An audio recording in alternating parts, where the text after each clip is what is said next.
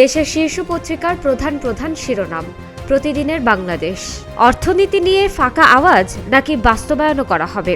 BNP 2034 সালের মধ্যে $1 trillion অর্থনীতি, জামাত 2040 সালের মধ্যে $2 ট্রিলিয়ন অর্থনীতি, নিরাপদ রাজধানী ও 40টি খেলার মাঠ করব, প্রতিশ্রুতি তারেক রহমানের। ভিক্ষুক ও চাঁদাবাজের শিকার, অভিযোগ জামাত আমিরের। রূপগঞ্জের শীর্ষ সন্ত্রাসী মোশাররফ হোসেন মোশা ফের রিমান্ডে, সরকার উৎখাতের অপচেষ্টার পর সন্ত্রাসের আরও অভিযোগ।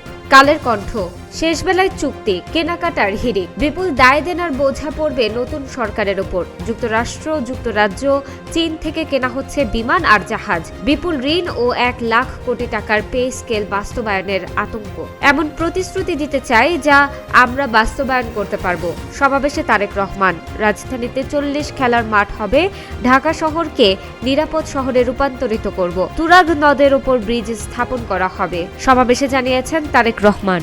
নির্বাচনে পুরনো রাজনৈতিক চর্চা, ব্যয়সীমা অতিক্রম 34% প্রার্থীর। টিআইবির নির্বাচন পর্যবেক্ষণ, গড়ে 1,19,61,310 টাকা ব্যয়। 81% প্রার্থী প্রচারণা সামগ্রী অপসারণ করেননি।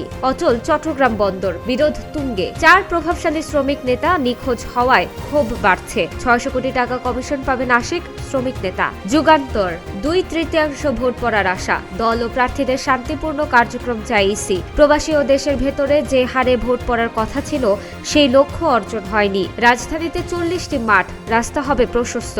ঢাকায় পথ ও জনসভায় তারেক রহমান। দুর্নীতির বিরুদ্ধে জিরো টলারেন্স নীতি, জনগণের নিরাপত্তা, আইন শৃঙ্খলা পরিস্থিতি সবার আগে। শহরের জলাবদ্ধতা দূরীকরণে ঢাকার খাল খনন কর্মসূচি চালু করা হবে। চাঁদাবাজীদের লাল কার্ড দেখাবে জনগণ, বাড্ডায় জনসভায় জামাত আমির। 12 তারিখ জনগণ নতুন বাংলাদেশের পক্ষে রায় দেবে। তারেক রহমানকে নির্যাতন করেছিল ডিজিএফআই, ট্রাইব্যুনালে সাবেক সেনা প্রধান ইকবাল করিম। স্বাধীনতার পর থেকে খুনের সংস্কৃতি শুরু হয়েছে। সমকাল, রমজানের বাজার ধরতে পারবে না বিপুল পণ্য। চট্টগ্রাম বন্দরে ধর্মঘট, বন্দর সীমায় আটকা 185 জাহাজ জেটি ও ডিপোতে 60 লাখ টন পণ্য।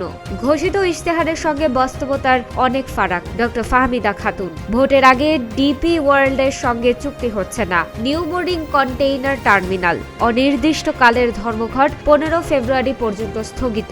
অতি ঝুঁকির কেন্দ্র জামালপুরে কম, বরিশালে বেশি। সংসদ নির্বাচন, দায়িত্ব পালনকালে করণীয় নিয়ে পুলিশের 73 নির্দেশনা। ইত্তেফাক, অতি ঝুঁকিপূর্ণ 8000 কেন্দ্রে বাড়তি ফোর্স, বিশেষ নজর 4 জেলায়। মাঠে আইন শৃঙ্খলা বাহিনীর প্রায় 10 লাখ সদস্য। কাল শেষ হচ্ছে প্রচারণা। জামাত আমিরের প্রার্থিতা বাতিলের দাবি নারী নেত্রীদের। বিটিভিতে 8 দলীয় প্রধানদের ভাষণের মধ্যে জামাত জোট থেকে 4 জন। কমিশন বাদ দিলেও ইসির পিআর শাখার তালিকায় পাশা। দুর্নীতির বিরুদ্ধে জিরো টলারেন্সে থাকব, ঢাকার বিভিন্ন এলাকার জনসভায় তারেক রহমান।